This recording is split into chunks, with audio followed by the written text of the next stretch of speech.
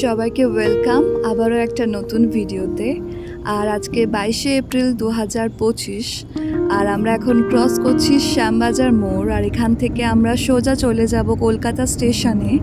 সেখান থেকে রাত 9:45 আমাদের ট্রেন আছে জলপাইগুড়ি, নিউ জলপাইগুড়ির উদ্দেশ্যে। আর তারপর সেখান থেকেই আমাদের যাত্রা শুরু হবে নর্থ বেঙ্গল। আর ওই যে দূরে আমাদের ভারতীয় পতাকা উড়ছে, কত সুন্দর দেখতে লাগছে। আর এটাই দেখতে দেখতে আমরা ইতিমধ্যেই কলকাতা স্টেশনে পৌঁছে গেছি। আর আমরা এখনই গাড়ি থেকে আমাদের সব লাগেজগুলো নামিয়ে নিয়ে আমরা স্টেশনের একদম আমাদের যেখানে ট্রেন আসার কথা যে প্ল্যাটফর্মে, সেখানে আমরা চলে যাব। আর পতাকাটা যতবারই দেখছি নিজের মধ্যে একটা অন্যরকমই অনুভূতি কাজ করছে।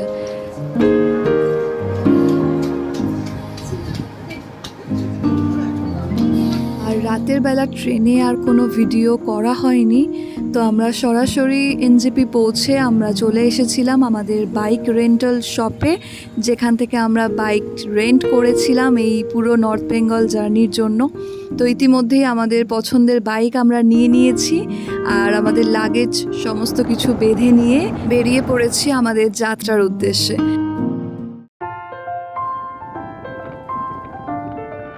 আর ওই যে দেখা যাচ্ছে এখান থেকে কালিম্পংয়ের দূরত্ব 54 কিলোমিটার।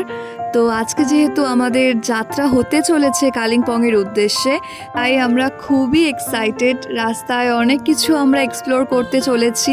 আর এই দুপাশে জঙ্গলে ঘেরা রাস্তা এত অসাধারণ লাগছিল, তো বলে বোঝানোর আমার ভাষায় আমি হারিয়ে ফেলছি। তাই বেশি কথা না বলে আমরা রাস্তায় মনোযোগ দিই, রাস্তাটাকে আমরা উপভোগ করতে থাকি।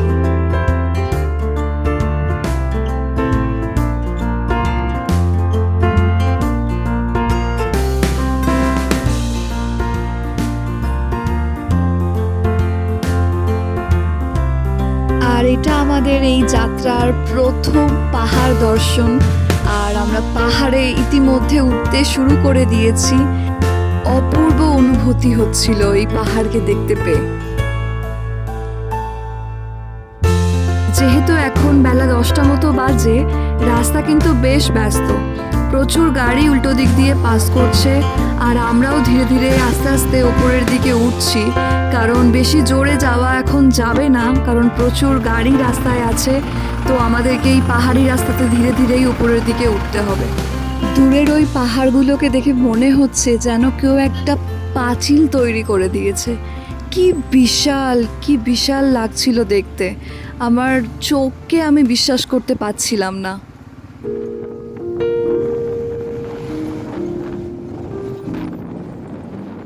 আর ওই যে দূরে তিস্তা নদীর দর্শনও আমরা পেয়ে গেছি।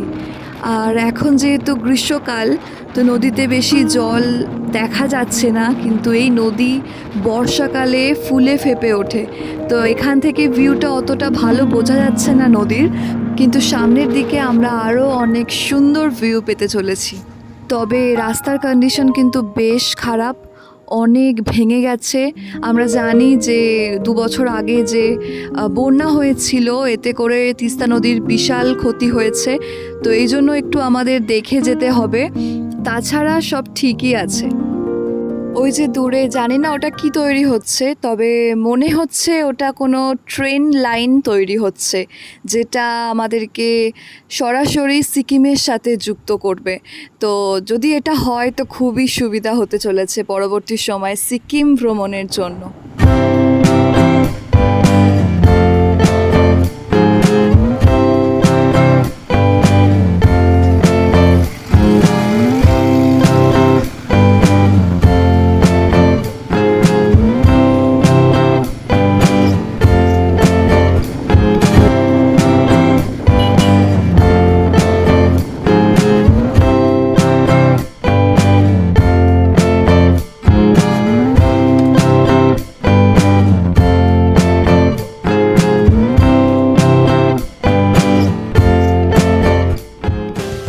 এত অপরূপ দৃশ্য দেখতে দেখতে আমাদের পেটেও মোচড় দিতে লেগে গেছিল। আর সেই জন্য রাস্তার পাশে একটা ছোট্ট ছোট রেস্তোরাঁতে আমরা দাঁড়িয়ে পড়েছিলাম, আর সেখান থেকে ভিউটা অসাধারণ ছিল। সেখানকার খাবার দাবারও বেশ ভালো ছিল। তো সেখানেই আমরা একটু রেস্ট নিয়ে একটু খাওয়া দাওয়া করে আবার ব্যাক টু পথ।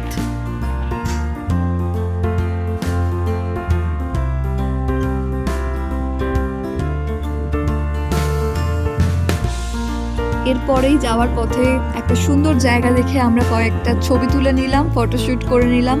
পথে অনেক সুন্দর সুন্দর জায়গা পড়ছিল, বাট এই জায়গাটা তাদের মধ্যে সব থেকে বেস্ট ছিল। তো এই ছবিগুলো তুলে আমরা তারপরে আরও এগোতে লাগলাম।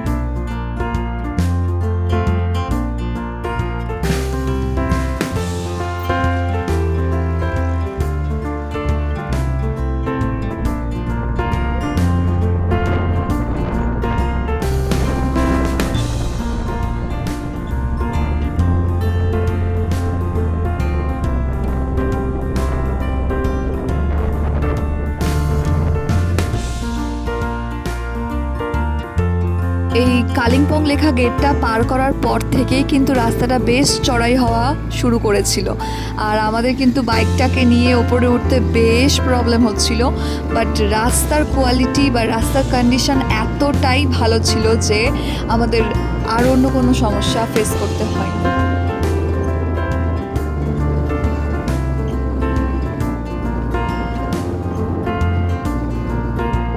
এই রাস্তাতেও কিন্তু বেশ উল্টো দিক থেকে গাড়ি নামছিল, তাই আমরা কিন্তু বেশি তাড়াহুড়ো করছিলাম না, আমরা ধীরে ধীরেই ওপরের দিকে উঠছিলাম।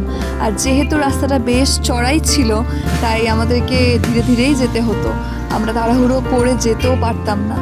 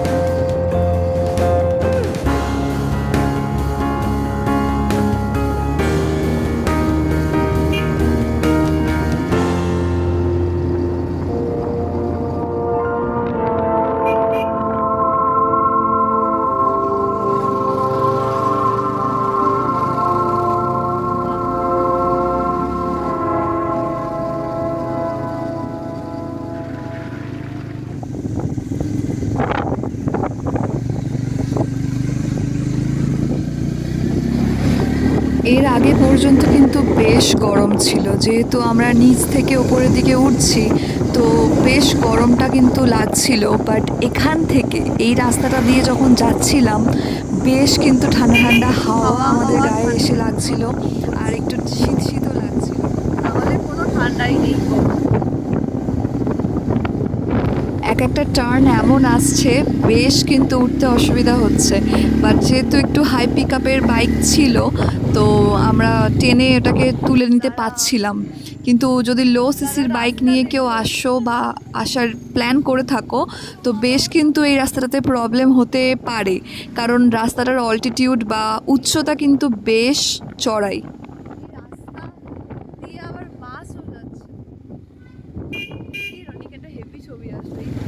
এই জায়গাটা যেমন আবার আমাদেরকে একটু নামতে হচ্ছিল।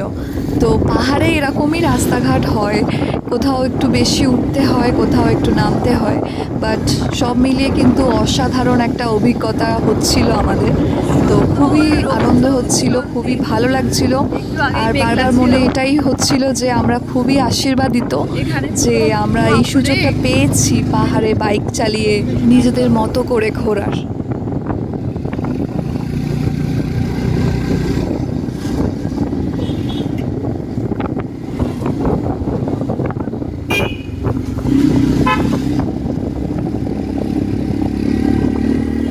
ইতিমধ্যেই আমরা পাহাড়ের আঁকাবাঁকা পথ ধরে পৌঁছে গেছি কালিম্পং মেন সিটিতে।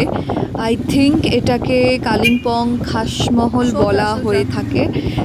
আমি জানি না, আমরা যে হোমস্টেতে ছিলাম সেইখানকার দাদা বলছিলেন। তো যাই হোক, আমরা এই ভিড়, একটু জ্যাম ছিল, এই ভিড়টাকে পার করে আমরা আবার সামনের দিকে এগোতে থাকলাম। তারপরে একটা ভাঙা চূড়া রাস্তা দিয়ে যেটা দেখাচ্ছিল লোকেশন, আমি সেটাই যাচ্ছি। ঠিকই যাচ্ছি, বাদিক চেপে চলো।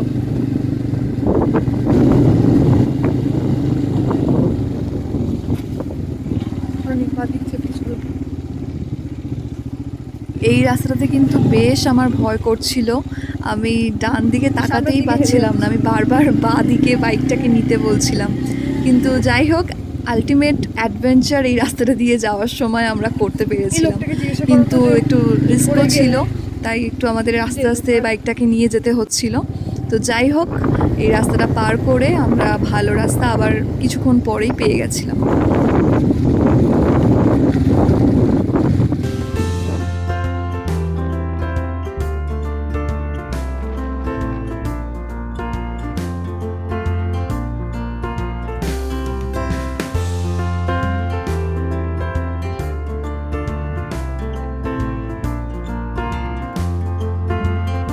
এতটা পথ অতিক্রম করে অবশেষে বেলা 2টোর সময় আমরা আমাদের হোমস্টের সামনে এসে পৌঁছেছিলাম।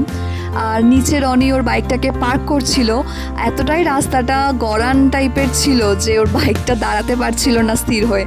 তো যাই হোক, ওর বাইক পার্ক করে তারপর আমরা রুমে আসলাম, এসে ফ্রেশ হয়ে দেন আমরা আবার বিকেলবেলা আমাদের পরবর্তী ডেস্টিনেশন ডেলো পার্কের উদ্দেশ্যে আমরা বেরিয়ে পড়েছিলাম। আর ডেলো পার্কের বাইরেই কিন্তু পার্কিং লট রয়েছে, যেখানে তোমরা তোমাদের বাইক বা কার পার্ক করতে চাইলে করতে পারবে। আর টিকিট আছে, যেটা 20 টাকা নিয়েছিল পার্কিংয়ের জন্য। আর ডেলো পার্কে এন্ট্রির জন্য তোমাদের কিন্তু টিকিটের মূল্য লাগবে 20 টাকা করে পার হেড।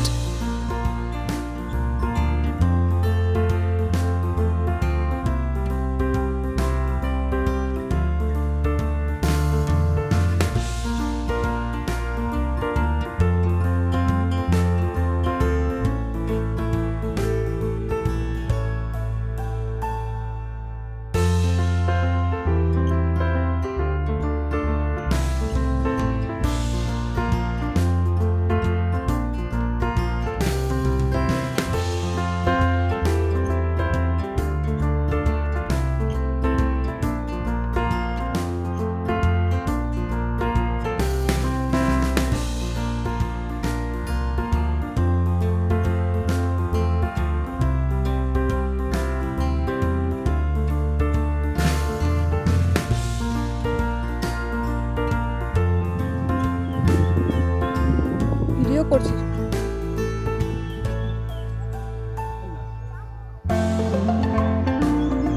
খেলা খেলা করছে।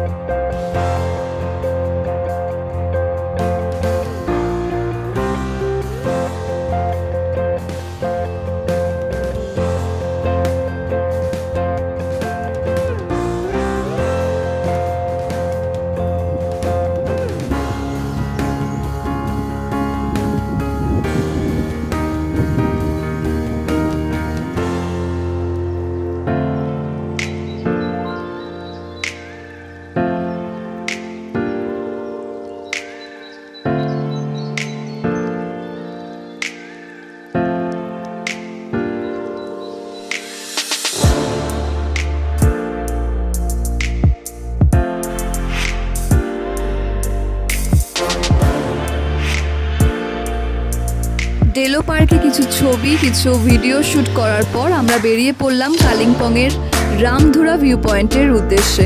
আর ওখানে এতটাই ফগ ছিল যে আমরা কিছুই ভিউ দেখতে পাইনি, বাট আমরা কিছু নিজেদের মতো ছবি তুলে আমরা তারপর ওখান থেকে ডিরেক্ট আমরা চলে এসেছিলাম আমাদের হোমস্টেতে।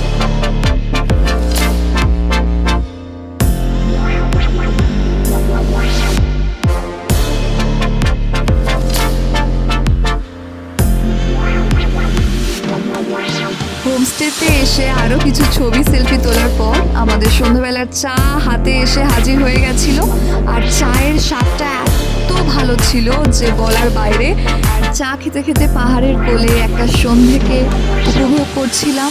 আর এরপরেই সন্ধেবেলার স্ন্যাক্স আমাদের হাতে চলে এসেছিল, গরম গরম মোমো। আর মোমোর টেস্ট তো অসাধারণ ছিল। সত্যি এই হোমস্টের মোমো যে দিদি বানিয়েছিলেন দুর্দান্ত স্বাদ ছিল। আর তারপরেই কিছুক্ষণ পর 8:30 নাগাদ আমাদের ডিনারের জন্য ডাক চলে এসেছিল। তারপর একটা লম্বা ঘুমের পর আমরা পরের দিন সকালবেলা কি করলাম পরের একটা ভিডিওতে শেয়ার করব।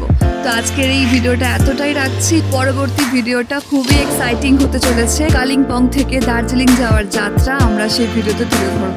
তো ততক্ষণের জন্য টাটা।